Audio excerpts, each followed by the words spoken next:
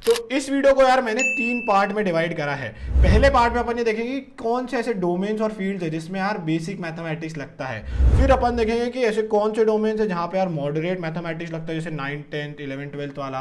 और फिर अपन ऐसे देखेंगे जहाँ पे यार एडवांस मैथमेटिक्स लग रहा होता है। तो चलिए जल्दी से शुरू करते हैं। तो सबसे पहले बात करते हैं यार बेसिक मैथमेटिक्स कहाँ लगता है। तो उसमें आता है यार वेब डेवलपमेंट। अब देखो वेब डेवलपमेंट यार बाबा 2 टाइप के होते हैं। पहला होता है फ्रंट एंड डेवलपमेंट और दूसरा होता है बैक एंड डेवलपमेंट। अब देखो फ्रंट एंड डेवलपमेंट में अपना मेन काम क्या रहता है, जितने भी अपन वेबसाइट देख रहे होते हैं ना, तो उसकी जो डिजाइनिंग वाली चीजें होती है वो सब यार फ्रंट एंड डेवलपर करते हैं। तो इसीलिए अब जब डिजाइनिंग वाली बात आ जाती है तो इसमें यार अपना क्रिएटिव माइंड बहुत ज्यादा यूज हो रहा होता है और मैथ एज सच कुछ ज्यादा होता नहीं है। आपको बेसिक मतलब एडिशन, सब्ट्रैक्शन, परसेंटेज और जो रेशियो प्रपोर्शन है वो यूज हो जाता है। और रेशियो प्रपोर्शन इसीलिए क्योंकि आपने भी देखा होगा यार, जैसे कुछ वेबसाइट जब अपन खोलते हैं तो यार आपके लैपटॉप पे खोलोगे तो आप अलग से एकदम चौड़ी सी बड़ी सी दिखती है वेबसाइट, फिर जब आप फोन में खोलोगे तो ऐसे पतली सी सकड़ी सी एक अलग सा लेआउट दिखता है। तो वैसे जो लेआउट जो चेंजेस हो रहे हैं उसको किस तरीके से फ्रंट एंड डेवलपर लेआउट में लाएगा वो अपन यार रेशियो प्रपोर्शन की यदि आपको थोड़ी बहुत नॉलेज होती है तो वो आपको हेल्पफुल हो जाता है।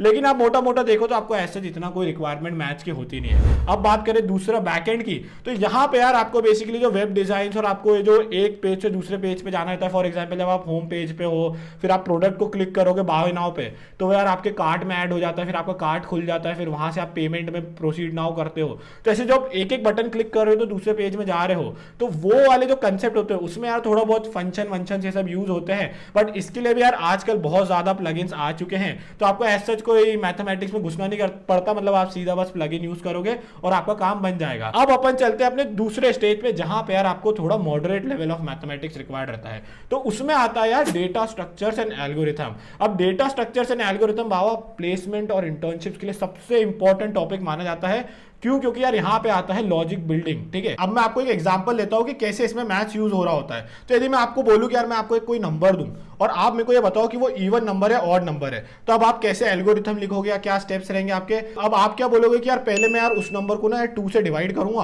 और फिर देखूंगा भाई साहब जो रिमाइंडर है यदि वो 0 आ रहा है इसका मतलब भाई साहब वो इवन नंबर है, और यदि उसका रिमाइंडर 1 आ रहा है 2 से डिवाइड करने के बाद तो भाई साहब ये मतलब ऑड नंबर है। अब आप देखो इसमें मैथ्स कैसे यूज हुआ आपका बेसिक, कि आपको यार रिमाइंडर क्या होता है वो पता रहना चाहिए, डिवाइड वाला कंसेप्ट पता रहना चाहिए। तो इसी तरीके से जो डेटा स्ट्रक्चर और एल्गोरिथम है उसमें यार आपको नंबर थ्योरी पता होना बहुत जरूरी होती है, जिसमें यार अपना ये जो एलसीएम अपन ने पढ़ा था, एचसीएफ क्या होता है, यूक्लिड्स जो थ्योरम होती है वो पता हो जाती है। और इसके अलावा जब अपन थोड़ा और जाते हैं इसके अंदर घुसेंगे तो आपको यार फंक्शंस क्या होते हैं उनके बारे में पता होना थोड़ा जरूरी हो जाता है। और फिर एक जो लॉगरिथमिक फंक्शंस होते हैं, लॉग होते हैं, वो भी पता रहना इंपॉर्टेंट हो जाता है, क्योंकि जो टाइम कॉम्प्लेक्सिटीज निकालते हैं हम लोग इसमें जब डीएसए में, तो उसमें वो इंपॉर्टेंट आ जाता है। इसके अलावा फिर आपको क्या सीखना रहता है, आपको यार जो लीनियर अलजेब्रा होता है वो पता होना जरूरी है। मैट्रिसेस जो होते थे अपने उसमें ऐड सब्ट्रैक्ट मल्टीप्लाई कैसे होता है वो सारी चीजें। फिर आपको पता रहना चाहिए बूलियन अलजेब्रा, जहां पे अपन एंड और नॉट वाला कंसेप्ट पढ़ रहे होते हैं, बिट मैनिपुलेशन देख रहे होते हैं।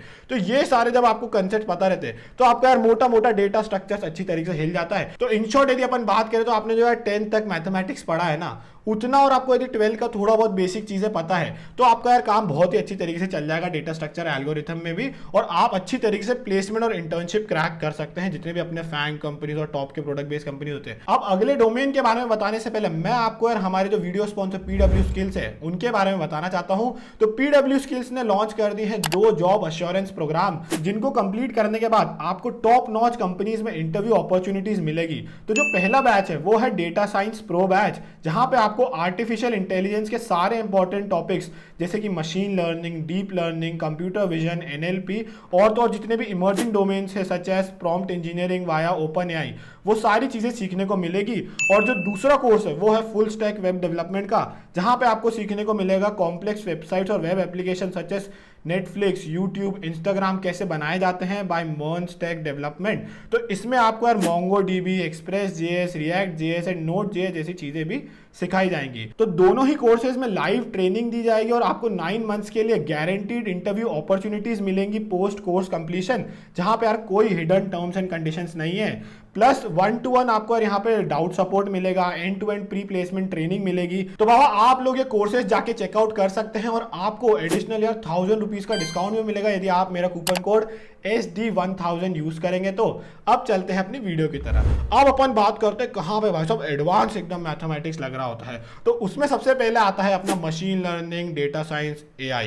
अब देखो बाबा, यदि आपको ना ये AI, मशीन लर्निंग, इन सब के अंदर एकदम बेहतरीन तरीके से घुसना है तो यार फिर आपको ना इसके अंदर के पीछे जो एल्गोरिथम की क्या क्या चीज़ें होती है, कैसे वर्क करता है, वो जानना बहुत ज़रूरी होता है। फॉर एग्जाम्पल अगर आपके ही फ़ोन में यदि आपका फेस लॉक वाला होगा तो आप देखो ना कैसे आपको फेस रिकॉग्नाइज कर रहा है, तो अब उसके पीछे क्या एल्गोरिथम हो रही है, क्या मैथ्स लग रहा है, वो जानना बहुत ज़रूरी होता है यदि आपको इस डोमेन में एक्सेल करना है। तो अब उसमें ना यार फिर बहुत सारे एडवांस टॉपिक लगने लग जाते हैं, आपके probability, statistics, differential equation, calculus, linear algebra, vectors और कई सारे अलग अलग थ्योरम्स। अब आप यदि यार मैथ्स में थोड़ा अच्छे भी होगे तो भी यार ये सुनकर थोड़ा घबरा जाओगे कि यार भैया ये सब क्या कैलकुलस वैलकुलस क्या क्या आएगा, हमें तो ऐसे कर ही नहीं पाएंगे हम AI ML। तो यार मैं आपको एक चीज़ बताता हूँ कि यार ऐसा नहीं होता है कि आपको ना AI ML के यदि मॉडल्स ट्रेन ये सब करने रहेंगे तो आपको इतना एडवांस घुसने की जरूरत भी नहीं पड़ती, क्योंकि यार आपके पास प्री एग्जिस्टिंग बहुत सारी ऐसी लाइब्रेरीज है जिसमें यार ऑलरेडी वो एल्गोरिथम्स लिखे हुए रहते हैं। तो आपको यार अपने मॉडल्स को ट्रेन करना रहता है। तो जैसे मैंने भी यार अपने 4th ईयर में एक पूरा ML AI के ऊपर प्रोजेक्ट बनाया था, तो मैं भी भाई साहब इतने अंदर तक तो मैं भी नहीं घुसा था, क्योंकि मेरी भी देख के तो फटी गई थी। तो इसीलिए यार अपन को मतलब ना यदि आपको वो समझ में आ जाए कि यार कौन से एल्गोरिथम यूज करना है, उन एल्गोरिथम को कैसे यूज करते हैं, वो सारी चीजें समझ में आती है, तो भी आप यार AI ML के आराम से बढ़िया बढ़िया प्रोजेक्ट्स बना सकते हो। अब दूसरे डोमेन की बात करें तो वो है भाई साहब गेम डेवलपमेंट। अब यार हम सबने बचपन में कोई ना कोई गेम खेला होगा, चाहे वो 2D गेम खेला हो मारियो वारियो टाइप का, या आपने 3D गेम्स यार Need for Speed, San Andreas, Vice City type के कोई गेम खेलोगे। तो अब यार इन सारे गेम में यार जिस हिसाब से कॉम्प्लेक्सिटी होती है ना, उस हिसाब से आपका मैथ्स भी यूज हो रहा होता है। जब आप कोई एक बेसिक गेम बनाओगे 2D टाइप का, तो उसमें आपके बेसिक मैथमेटिक्स यूज हो रहे होती है, आपकी 2D ज्योमेट्री यूज हो जाएगी, थोड़ी बहुत ट्रिग्नोमेट्री हो जाएगी। लेकिन जब आप यार एकदम कॉम्प्लेक्स 3D गेम्स बनाते हो तो आपको यार वो 3D गेम्स को बनाना और उसको मॉडल करने के लिए आपको यार कैलकुलस, 2D 3D ज्योमेट्री, आपको फिर साथ ही साथ फिजिक्स और ज्यादा लगने लग जाता है, क्योंकि यार उन गेम में फिजिक्स और डायनेमिक्स भी बहुत ज्यादा होते हैं। तो आपको जो फिजिक्स के कंसेप्ट्स आते हैं वो भी यार फिर बहुत ज्यादा इंपॉर्टेंट हो जाते हैं। जैसे कि मान लो आप एक जगह से दूसरी जगह कूदोगे तो प्रोजेक्टाइल मोशन होना चाहिए, आप कोई बॉल फेंक रहे हो तो प्रोजेक्टाइल होगा। अब अगेन यदि आपको बस गेम डेवलपमेंट पहले ट्राई करना है तो उसके लिए आपको जरूरी नहीं है इतना भयंकर मैथमेटिक्स आना, क्योंकि यार जैसे मैंने मेरे 2nd ईयर में एक गेम बनाया था हेलीकॉप्टर वाला, जिसमें ऑब्स्टेकल आ रहे थे तो हेलीकॉप्टर को ऐसे बचना था, 2D गेम था। तो उसमें यार एज सच कोई इतना कोई एडवांस मैथमेटिक्स ऐसा कुछ नहीं लगा था, बेसिक मैथमेटिक्स का यूज होता है। तो आप यार अपना मतलब फील्ड में यदि आपको बस एक बार ट्राई करना है तो आप यार बिना मैथमेटिक्स के भी ट्राई कर सकते हैं आसानी से। अब जो अपना तीसरा डोमेन है वो है कॉम्पिटिटिव प्रोग्रामिंग। तो जितने भी लोग हैं जिनको यार कंपीट करने में और कॉन्टेस्ट देने में मजे आते हैं तो वो लोग यार कॉम्पिटिटिव प्रोग्रामिंग करते हैं। अब कॉम्पिटिटिव प्रोग्रामिंग कभी कभार यार जो कुछ खतरनाक कंपनीज होती है उनमें भी पूछी जाती है, but most of the cases में तो हमारा डेटा स्ट्रक्चर एल्गोरिथम पूछा जाता है। तो जो ये कॉम्पिटिटिव प्रोग्रामिंग है उसका वो कॉम्पिटिटिव बनाया ही ऐसा जाता है कि यार उसमें यार मैथ्स का यार बहुत ज्यादा इन्वॉल्वमेंट आ जाता है, क्योंकि यार मैथ्स जब आप लॉजिक बनाओगे तो उसमें बहुत ज्यादा मैथमेटिक्स के थ्योरम्स अलग अलग यूज होने लग जाते हैं। जैसे फॉर एग्जांपल आपका चाइनीज रिमाइंडर थ्योरम लगता है, लूकास थ्योरम लगता है, और ऐसे कई सारे परम्यूटेशन कॉम्बिनेशन वाले कंसेप्ट लगते हैं, जिस वजह से यार वो प्रॉब्लम फिर थोड़ी मुश्किल हो जाती है और वो कॉम्पिटिटिव हो जाते हैं। तो बाबा इसी हिसाब से यार अपने जो मैथ्स के टॉपिक है वो प्रोग्रामिंग में अलग अलग फील्ड्स में यूज हो रहे होते हैं। अब आपको ये कंफ्यूजन आ रहा होगा कि भैया क्या मैं मैथ्स की अब क्या बुक पढ़ना चालू करूं यदि कोडिंग सीखने जा रहा हूं मैं पहले? तो इसका आंसर यार एब्सोल्युटली नो है, क्योंकि पहली चीज आपको यार कई सारे ऐसे डोमेन है जहां पे यदि आप अच्छे नहीं थे मैथ्स में तो भी आप बहुत अच्छी तरीके से एक्सेल कर सकते हो। जैसे वेब डेवलपमेंट हो गया, आप डेटा स्ट्रक्चर्स और एल्गोरिथम में भी ज्यादा कोई मैथमेटिक्स नहीं, आपको 9-10 तक की अच्छी मैथमेटिक्स, 12th का बेसिक चाहिए। तो इसीलिए आपको यार इतना ज्यादा घबराना नहीं यदि आपका मैथ्स कमजोर है।